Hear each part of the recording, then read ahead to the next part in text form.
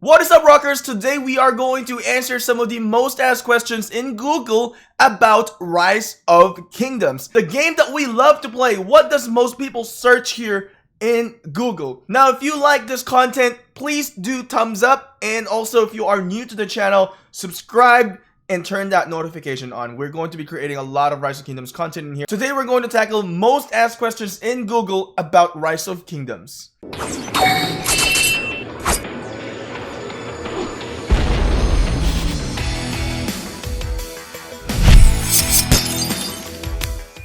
So we have a list of questions in here. What is Rise of Kingdoms? Let's go ahead and first search this. Here's the Rise of Kingdoms website. Most people probably never even visited this website. Strategy lives here. Conquer the world and become the author of your kingdom's history. Experience the world's true RTS, which is real-time strategy gameplay in this epic strategy featuring unrivaled degrees of freedom. There's 11 unique kingdoms in Rise of Kingdoms.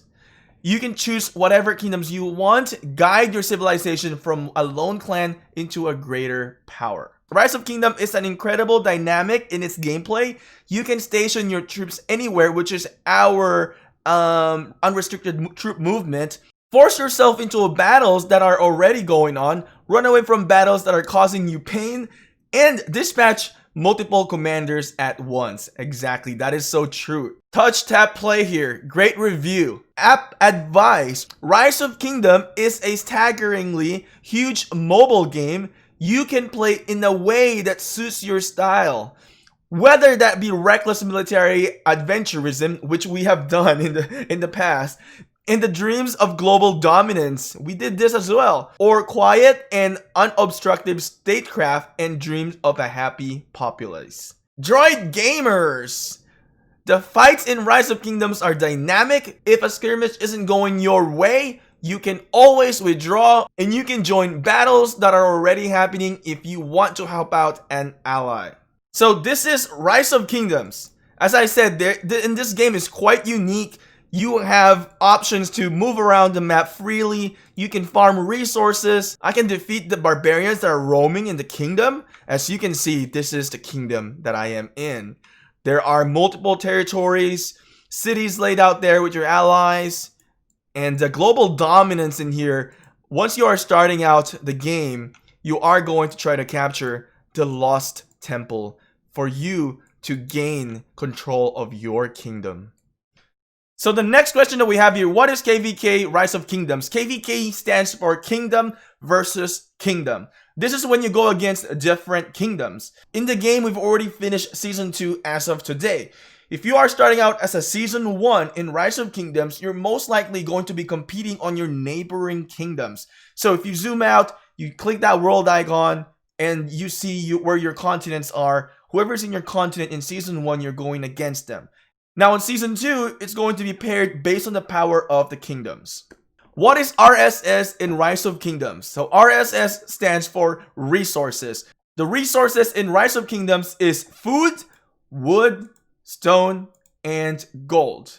And also gems, which is an in-game purchase.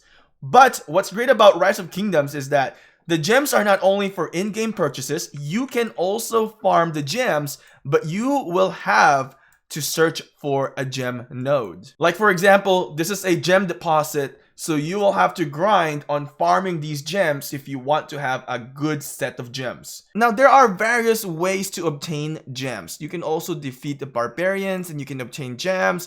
You can participate on some of the events. So some events will actually give you gems in return, like this one. So there are various ways that you can earn gems in Rise of Kingdoms. Now, you can obtain by farming outside the city, and you can also collect resources in your city within. You have a production rate in here. You'll be producing resources in your city, so you will have to build these production buildings. In some events, you can also receive resources in the form of tokens. As you can see, these are the tokens, and what it's going to look like is when you go to your items, you will have a resources tab and you can see all the resources that you have in the game. I guess the VIP is also counted as a resources. VIP well, since it's not in the question, we'll still answer it. The VIP will give you exclusive buffs and allow you to purchase special privilege bundles. The next question that we have here, what is a nuker in Rise of Kingdoms? Now, here's a nuker in Rise of Kingdoms. We actually have some videos in here, nukers about it. Search it on YouTube. So, nukers are the commanders that you have in a game with their active skill that will have actual damage, direct damage factor. Now, YSG or Yi Song-ye is a nuker. As an example, Herman as well as a nuker / disabler because he has some skills that will disable the opponent. Now, if you are looking to a Scipio Africanus commander, he will not be considered as a nuker because his active skill does not inflict any direct damage. The next one that we have here, what is gold used for in Rise of Kingdoms? Great question. We got some videos in here, kind of outdated. We got one here from Braden TCT. This is an outdated one from me. This is not even relevant. This is gold keys. So if you want to, check some contents here, check out this Braden TCT video in here. It's a 3-minute video. It's not that long, but I'm also going to tell you what is gold used for right now. As we know it, gold is a very important even in the real world. My mom always tell me, if there's something ever happens, gold is the only one that will hold its value. It is true. Now, in the game, early stages of the game, that when you are starting out, gold may seem to be, not even relevant to you. When you scout, you will need gold. When you are upgrading your technology in your academy, you will also be needing gold. So, at the later stage, I believe around T4, you will need gold. Or maybe even T3. I don't even remember anymore. It's been a while. All right. So look at this. We need gold in here. But where is the gold comes to play to be very important? Once you get into T5, there is going to be a lot of gold required to produce a certain amount of T5 that you want. Now, you may say, okay, that's pretty easy. I can handle that. I can train troops. And I can do all my research with, whatever gold I'm going to farm. The biggest detrimental of gold is when you have T5 in your hospital. When you have them in your hospital, it's going to consume a lot of gold. That's pretty much the downfall of having tier 5, is that the amount of resources that you need to heal is going to be a lot. So the reason why I say that it's going to cost you a lot is because when you are fighting in the battlefield and you're having to heal your troops and you want to clear out your hospital, because if you don't, you're going to have, casualties. You're going to have dead troops. So it's really going to cost you a lot of gold when you are in the heavy fighting mode. So if I missed something, just comment below. And I think this is a new feature that we had since barely like less than 6 months in here. When you are going to dismantle your materials, it's going to cost you some gold as well. When you are going to be crafting equipments, it's also going to cost you gold. What is Lost Kingdom in Rise of Kingdoms? So Lost Kingdom is the kingdom that you transfer into during Kingdom versus Kingdom. What is the best civilization in Rise of Kingdom? So this is a great question here. One of the best civilization in Rise of Kingdoms, it really depends on your playing style. And I did a video about it, and I kind of mentioned about 3 best civilization, and we'll put a card on top of here if you guys want to check it out. And I think Germany is the best out of if you are playing a free-to-play, more of a late game type of situation. It depends on what type of special units you want as well. At the end of the day, when you're switching, whenever you are playing the game in the beginning, you are going to get a civilization change. Used to be wasn't this way, but now once you reach level 10, you get a civilization change. So whatever you pick in the beginning, if you made a mistake, you didn't like it, and you can just do civilization change in the after level 10.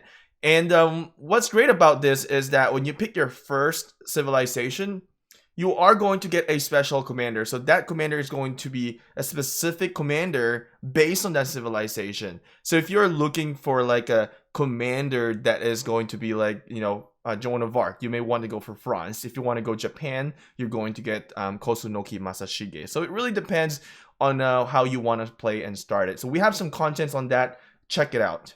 What is the best kingdom in Rise of Kingdoms? Now, this is kind of difficult to say. I wouldn't say there is a single best kingdom in Rise of Kingdom. We have so many kingdoms in RoK, so it's kind of hard to say one kingdom is better than the other since we don't know how the situation on each kingdoms. What I can say is that a great kingdom will have great leaders that will continue to strengthen the kingdom, grow the kingdom, and make sure that everyone is rewarded properly, and leaders that actually speak to the members, get to know them. When I was a leader, what I actually do is I chit chat with some of my members, get to know them. Sometimes it's a little bit more of a personal basis, so that way you build this bond between the leader and the members. So that's something that I do. With a kingdom wise, you know, it's maybe a little bit difficult. What the kingdom needs to be doing is that the kingdom leader should be delegating the task, and basically they put on trust on those officers, and those officers should be the ones getting to know the members. Because if you don't build that bond, it may seem like a great kingdom, but at the end, most people are just there for the rewards. Now, once that kingdom starts to lose, what's going to happen is that there's really no great bond between each player there. They're just there for the rewards because it's not, you know, it's hypothetically great kingdom, but it's not really. Then that kingdom is going to fall as soon as they lose. So, to find the best kingdom, find the best leaders that will actually put on time and getting to know every single one of you. And I know it's a video game, it may be difficult, but those are the criteria, for my opinion, that serves to be a great kingdom. Another thing is also great leaders know how to speak to the members, right? They're not going to be bashful. They're not going to be so bossy and demanding. They got to have that charisma to be a great leader. What is the best commander in Rise of Kingdoms? Now, this is going to be very controversial. A lot of people would probably say, hey, right now it's Genghis Khan. And some people would say, oh, it's, you know, Richard, it's Charles Martel. And some people would say, hey, it's YSG or Yi Song-ye. It's kind of hard to tell. Now, the reason why I say it's kind of hard to tell because a lot of us really depends on preferences. If I say YSG is the best commander on Rise of Kingdoms, I bet all of you guys will rage because it's not true. It's not true. YSG is not the best. Nor Richard, nor Hannibal Barca, right? I mean, I would say maybe the best commander out of everything would be Dragonlancer. No, I'm just kidding. Really, it depends on the playing style that you have. It depends on your approach. For me, I run Archer Civilization. I run Archer Setup. So right now, my best commander would be Yi Song-ye. And he also has AoE, and that means that he's going to be able to damage the enemies around him. Now you can say Richard is the best commander. I've been playing with Richard. He's like super strong, super OP, and I just want him. And you know what? Let me tell you this. He is definitely strong, but I still won't say he's the best commander out there, right? The best commander doesn't exist in Rise of Kingdoms. Sorry to break it to every one of you. The reality is there's no best commander in Rise of Kingdoms. The best commander is based on your situation. Every commander can be countered. That's what makes this game an amazing game. It's a strategy game. You're strategizing. How am I going to defeat YSG? How am I going to defeat Richard? How am I defeating Genghis Khan? Right? That's why we have these commander guides, commander battles, right? Talent trees. Let's say we say Richard is the best out of every single commander out here. He can defeat everybody.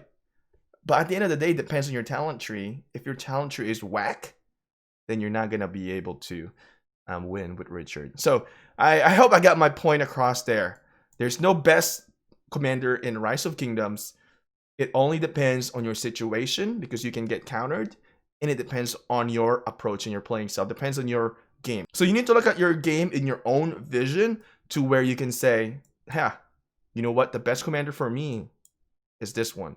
But he may not be the best commander out of the game, but he's the one who's going to be the best for me and going to make a big difference when I go into the battlefield. Now, if you have been diligent in watching the entire video here, I want to invite you to press that like button if you want to see more videos like this where we go to Google and ask Google some of the questions and we'll answer them. So hit that thumbs up, share the video, and I'll see you again next time. And let me know in the comment section below if you guys want to see more of this content.